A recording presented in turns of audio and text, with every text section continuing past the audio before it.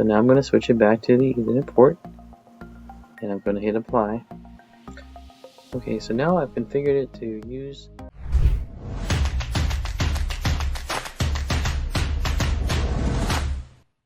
Hey everyone, welcome back. Today we're talking about the NETGEAR Nighthawk LAX20, or if you're from LA like me, LAX20. Now if you're like me and you're looking to also travel in an RV, that's where the LAX20 comes in. Now the promise is simple. You've got an all-in-one router with LTE built in. Now this is 4G LTE, so when your main internet goes down or when you unplug from home, then this thing is supposed to keep you online automatically. So let's take a look at the NETGEAR Nighthawk router. So let's go ahead and unbox it without further ado. All right. So there it is. Here's the plastic router. Okay, you can see here that there is a coax. So this is what I'm talking about. When I say you can plug this into an external antenna.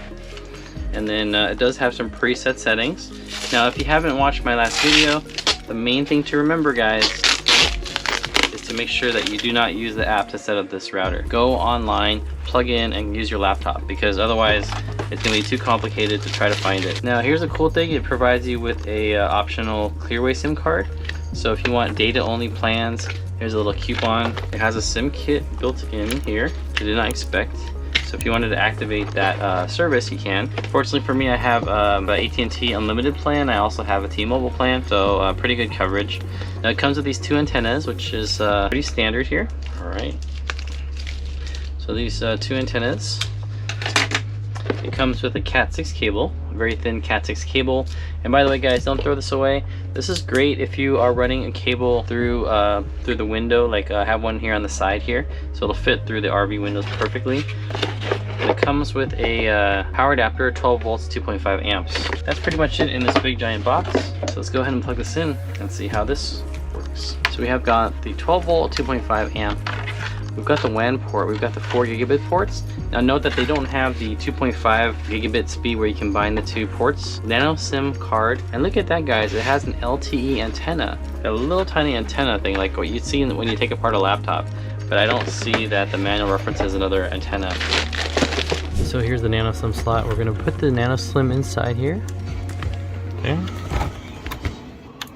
Okay, there you go. Now we can see here, we've got a couple of different ports here. We've got two buttons, and it's ready to be plugged in. You can see that the IP address for my situation is AT&T Internet, and downstream is 90 and 45. Now again, this is doing a couple of things for me. This is giving me a hardwire that I can connect gigabit to, even though this is not gigabit speed, but I can. And I can switch back to the Ethernet port. So now I'm going to switch it back to the Ethernet port. Okay, so now I've configured it to use by default first the cable modem, which in my case is also Nighthawk. You can see here the big difference.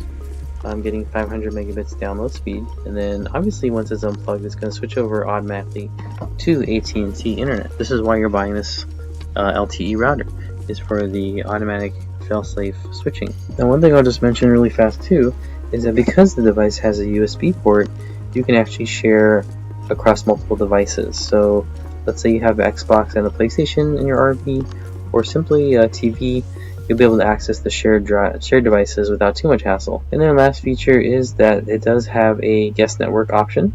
So if you want to have an additional guest option, you can simply add that. Now I'm under the advanced settings for the traffic meter, and the cool thing is I can set a limit on the LTE traffic count, so it will pop up a message if I wanted to after a certain amount of gigabytes. This is good if you have a throttled plan and you don't want, say, the kids to use up all your mobile hotspot, mobile SIM card bandwidth. Now this also has a dynamic DNS feature, so if you're running, say, a camera system that has an internet capability, you'll be able to find constantly wherever your IP address is. So pretty cool. Now something that you might miss easily is the LTE update, so make sure that you check to make sure there's no updated firmware. This is a separate tab from the router update tab. OFDMA, so basically this is the Wi-Fi 6 improvement protocol, and what it does is it allows you to boost low bandwidth speed. Basically, it's orthogonal frequency division multiple access. And so basically it splits the transmission into smaller signals, and then you can see the attached devices here. Now let's go ahead and look at the SIM card broadband. So here's the broadband mode. Obviously there's no 5G, it's just 4G or 3G. And we can say use Ethernet first and then fail over to mobile network. So that allows us to have a failover. So I've actually been testing the LAX20 for about a year now in real world conditions. Now what I found is that the LAX20 feels like a product that sits awkwardly between generations. It's not 5G and it's not too old, but it's also not modern enough to feel reliable. Now there's some things that you can improve on with this router. Number one is the antennas. So there's moments where it will work exactly as advertised, and there's moments when it won't. Okay guys, that's my review of the NETGEAR Wi-Fi 6/4G LTE router. Don't forget to like and subscribe, and I'll see you in the future.